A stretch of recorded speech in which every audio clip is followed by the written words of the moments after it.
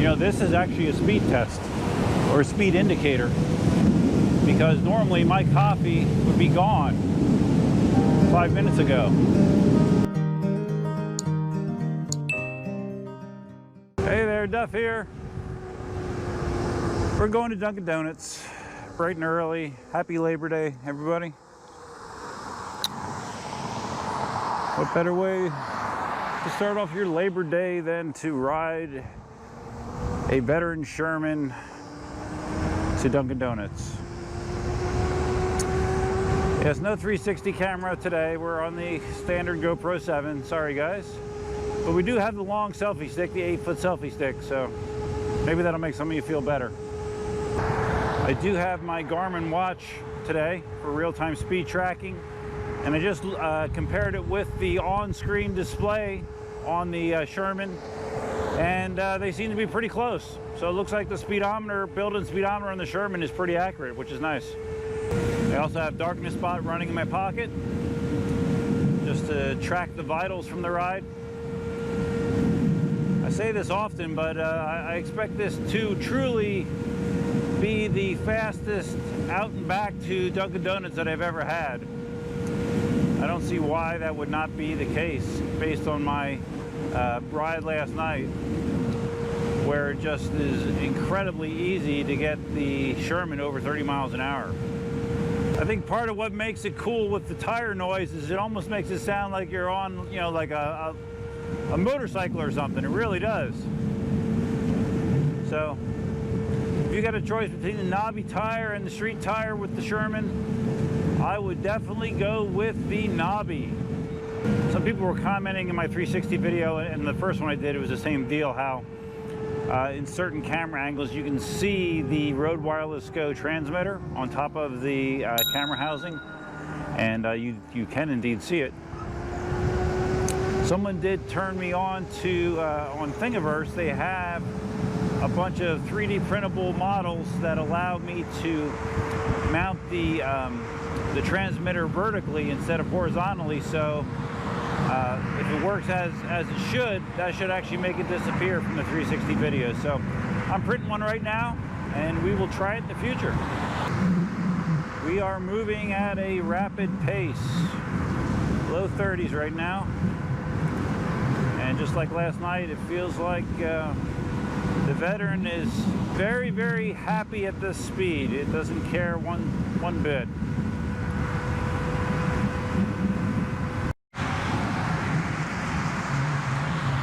This is my perspective. If I owned a Sherman, I don't know how many of you saw the video that Brian from Zoom, also known as Zoom Wheels, put out there. I guess he's selling a seat for the Sherman, which mounts on the roll bars. It's just a snap-on fit, but it seems like a super substantial seat, nice and high, handmade. Not sure what he sells it for, but if I owned a Sherman, I would definitely be looking at something along those lines. I know Veteran was releasing their own seat for the Sherman, but to be quite honest, the Zoom Wheels version kind of looked nicer to me. So we'll have to see how today goes. I have, as always, of course, I have chores around the house that I want to get knocked out. But it'd be cool if I could throw this in the charger and maybe go get right out to Ave Maria, you know, do my version of a range test. See how the Sherman does in that situation with, you know, controlled speed, and see what kind of battery numbers we come up with. But I guess we'll see how the day goes. And also, of course, you always have to be ready for rain. And I'm much less willing to ride in rain nowadays for some reason or another. Maybe you can figure it out. All right, we're off of Mockley Road for a little bit.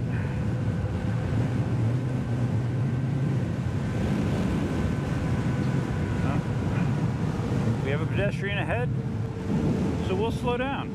That's what you should do. This guy and his kid, they heard me from like 300 or 400 yards away. They turned around and looked. It's funny. man, we're almost there, guys. Holy crap. For that long straightaway, I was 30 plus almost the entire way, I believe.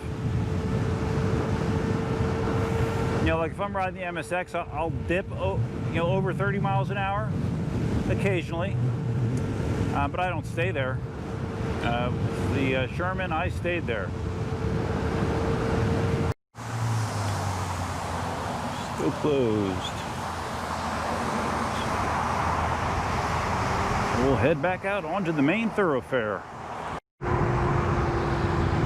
We're here already, guys. You can see Dunkin' Donuts behind the pipe digging machines here. That was fast, super fast. Not sure how well it'll show up in camera. We've lost one of the bars of battery on the display. Let's see what Darkness Spot says. Well, Darkness Spot, I don't think is right. It shows 81% battery. I don't think that's right. I need to check the settings. Said the max speed I went though was 36.5 miles an hour. That's no joke. Okay. Really is a bit of a pain in the ass to go to Dunkin' Donuts right now with this path closed, because I got to jump over on the far side of the road to go back. There's no bike lane. And luckily I have cars here to trigger the light. Screw it, I'm just staying out here. We'll just do it quickly, right? Just do it quickly. These painted lines, they're not really painted, they're plastic, are ridiculous. I swear to God, it's like I'm hitting little speed bumps. It's insane how thick those things are. So wow, yeah, so far, I'm just editing the video now, I just said it again. How many times I've said wow in my time riding the Sherman? Just, you know, over these couple days. Yeah, there's a lot of wows going on, just because, you know, obviously the Sherman is not a pretty wheel. It's very unconventional. You know, when I contrast this to the V11, it's like night and day. At least from the appearance perspective. When it comes to riding an EUC, the most important part is the actual riding, right? How do you feel when you're riding it? Is it comfortable? Is it powerful? Does it have the range that you want? So far, the Sherman does all those things.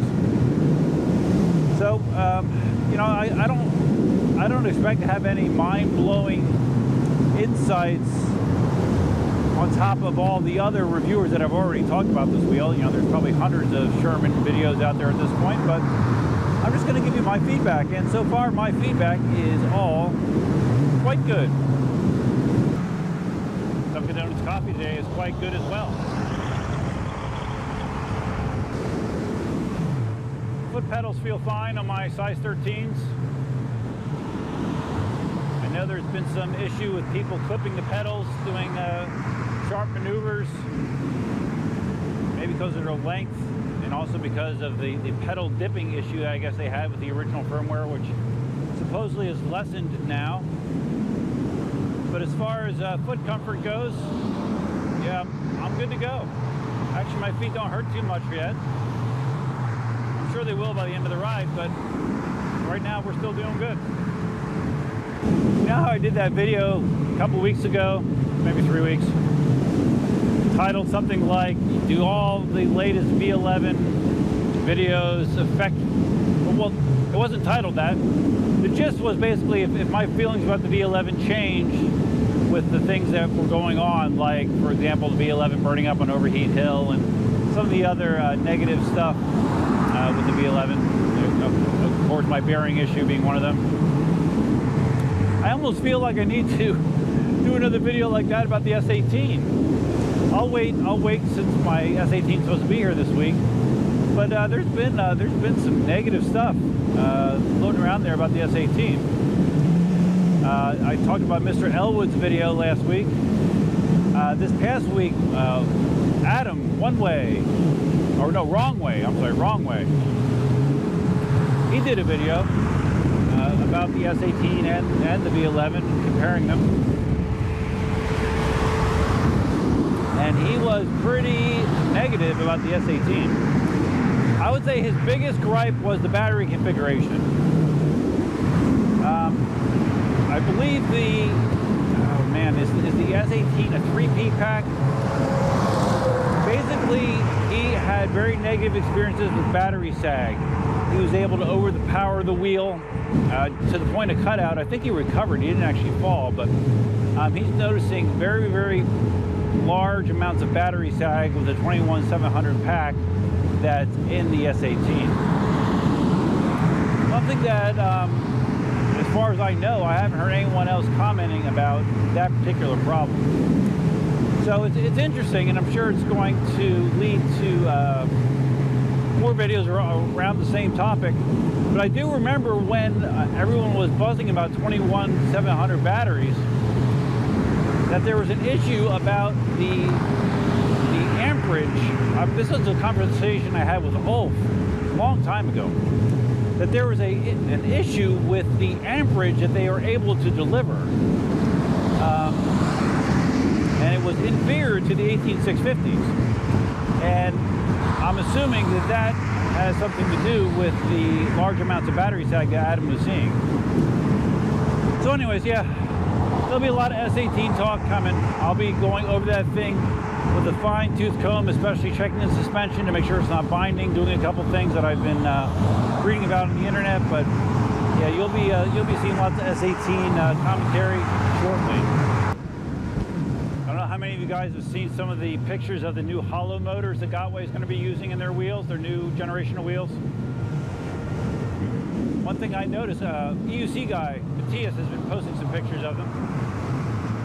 One thing that sticks out to me, because I'm very sensitive to the subject now, is it sure looks like the hollow motors in those Gotway wheels are using the same Z-style bearing that was in the first batch V11s.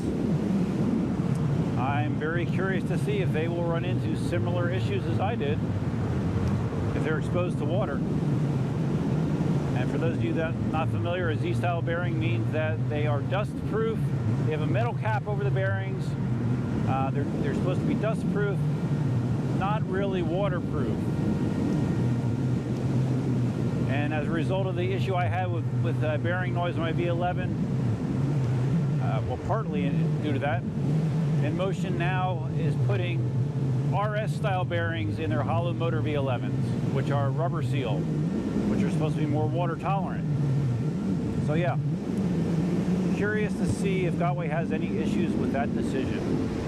And also, just to be fair, I wanted to mention that when Adam did one of his rides in the V11, he got stuck in a tremendous thunderstorm like I did.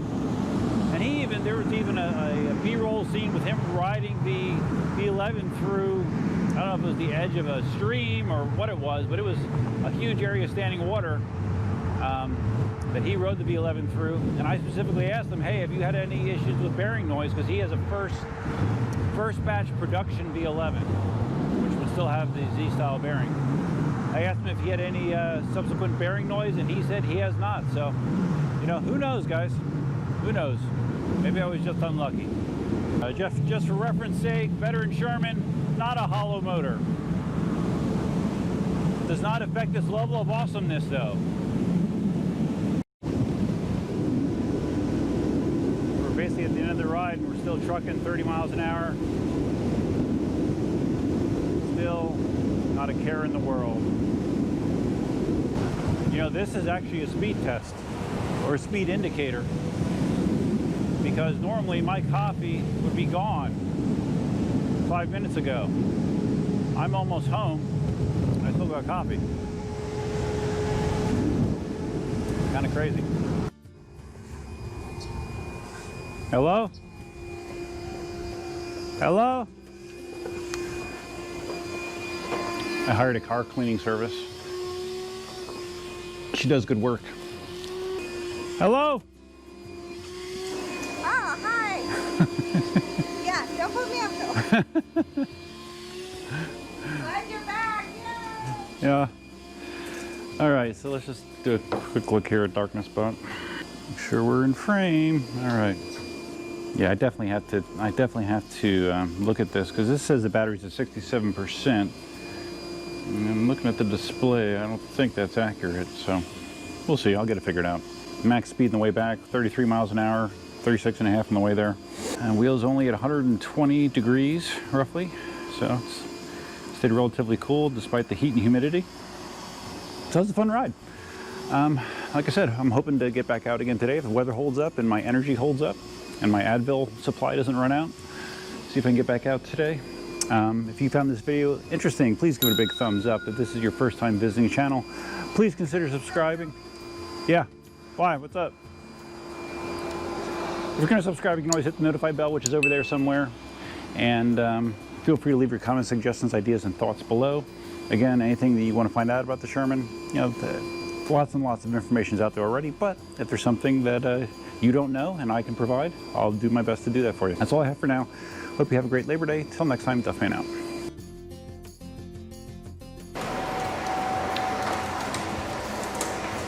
Got a Sherman? You might want one of these. Maybe. EUCArmy.com.